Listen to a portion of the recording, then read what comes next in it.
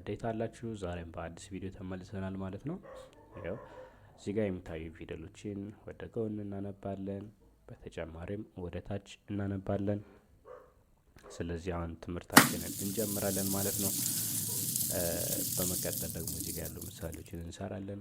ይህን ቪዲዮ ያያችሁ ራሳችሁ የምታስተምሩ ሰዎች ካላችሁ ስትለማመዱ ስትማሩ ሁሌ በወረቀትና በእስክሪብቶ መጻፍ አትርሱ።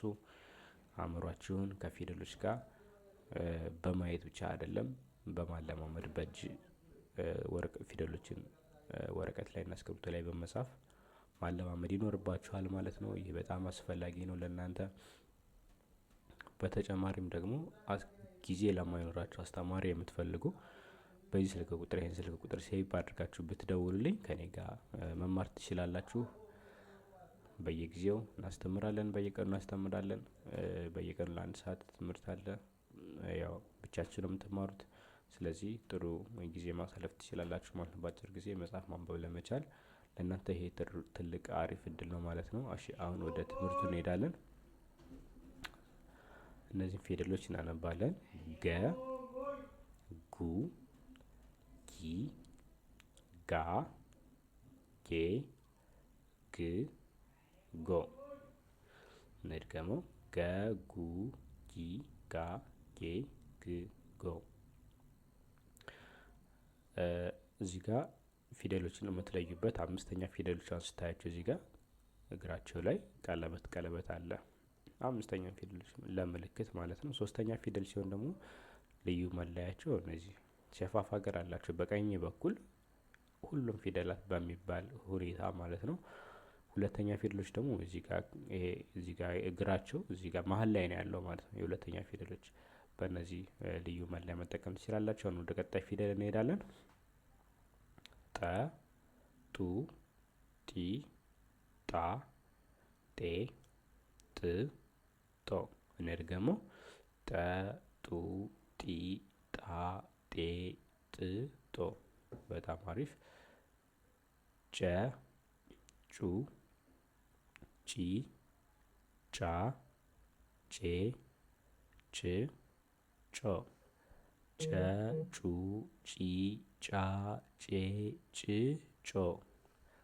ይሄ ፊደል ደግሞ ጰ ነው። ፐ ከሚባለው እና ይሄኛው ፊደል ይለያያሉ። ድጋሚ እሰራላችኋለሁ። ይሄ ፊደል ጰ ነው የሚባለው። ጰ መጨረሻ ላይ ያለው ፊደል ደግሞ ፐ ነው የሚባለው። ፐ። ስለዚህ ሁለቶቹ ይለያያሉ፣ አስተውሉ ማለት ነው። ጰ፣ ጱ፣ ጲ፣ ጳ፣ ጴ፣ ጵ፣ ጶ። እደግማለሁ። ጰ፣ ጱ፣ ጲ፣ ጳ፣ ጴ፣ ጵ፣ ጶ። እሺ እነዚህ ሁለቱ ፊደሎቹ ተመሳሳይ ናቸው። ሲነበቡ ተመሳሳይ ናቸው፣ ነገር ግን ሲጻፉ ቅርጻቸው ይለያያል። አሁን ለምሳሌ ይሄ ፊደል እና ይሄ ፊደል ሁለቱንም ጸ ብለን ማንበብ እንችላለን ማለት ነው። ጸ፣ ጹ፣ ጺ፣ ጻ፣ ጼ፣ ጽ፣ ጾ። በተመሳሳይኛውን ስናነብም ጸ፣ ጹ፣ ጺ፣ ጻ፣ ጼ፣ ጽ፣ ጾ። ሁለቱም መጠቀም እንችላለን ማለት ነው። አሁን ደግሞ በቀጣይ የምንሄደው ወዴት ነው?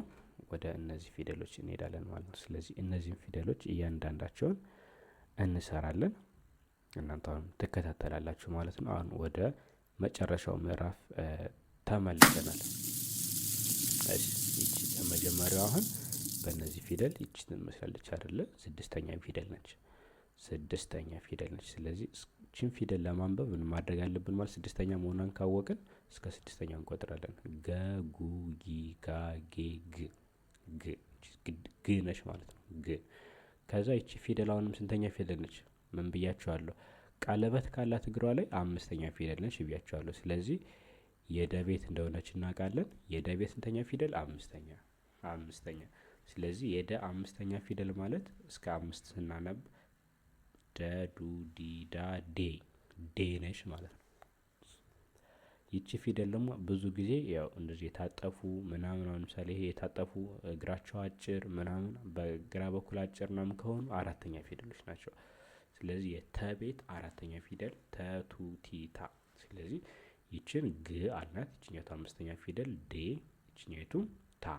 ግዴታ ግዴታ። አሁን እዚህ ጋር ማን አለ? እግረ ቀለበት ያላት አምስተኛ ፊደል ነች።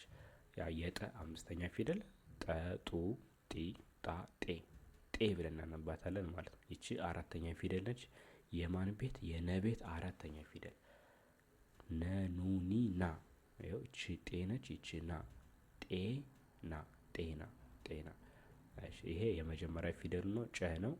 ይሄ አራተኛ ፊደል ነው። የወ አራተኛ ፊደል ማን ነው? እስኪ ንገሩኝ። ማን ነው? ዋ ካላችሁ ትክክል ናችሁ ማለት ነው። ዋ እስኪ እንቁጠር እስከ አራተኛ ወ ው ዊ ዋ ዋ። እሺ ይቺ ማን ነች? ታ ነች። ይቺም ታ ነች። ስለዚህ ተቱ ቲ ታ አራተኛ ማለት እዚህ ጋር ያነበብናት።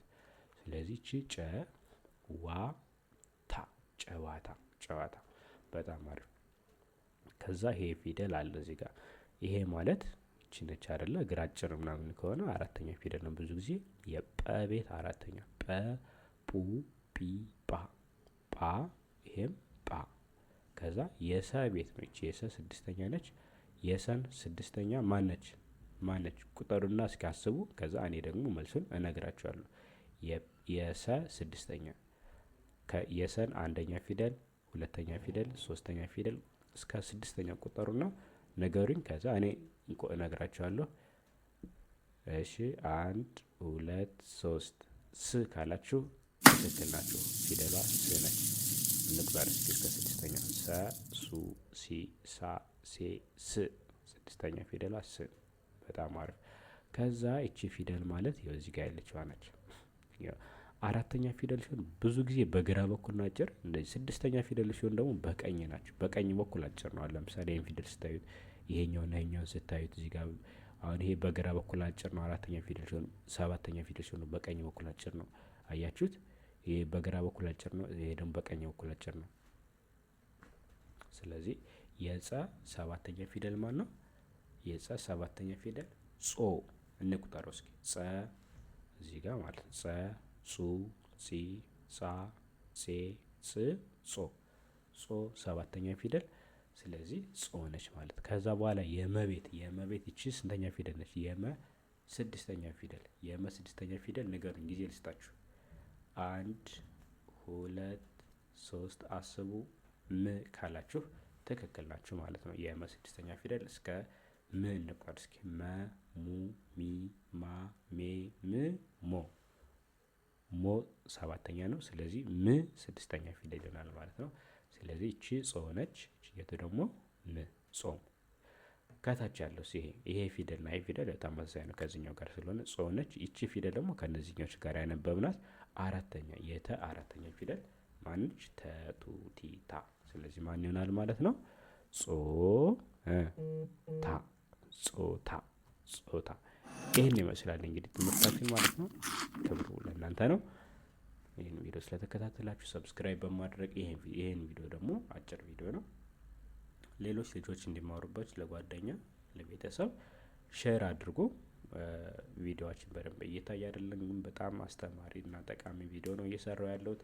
ስለዚህ እናንተ ደግሞ ይሄንን ኃላፊነታችሁን እንድትወጡ በትህትና ጠይቃለሁ ማለት ነው። ወዳችኋለሁ። አመሰግናለሁ። መማር የምትፈልጉ ተማሪዎች ይህን ቁጥር ሴቭ በማድረግ በቴሌግራም በኢሞ በዋትሳፕ መደወል ትችላላችሁ። ይመቻችሁ።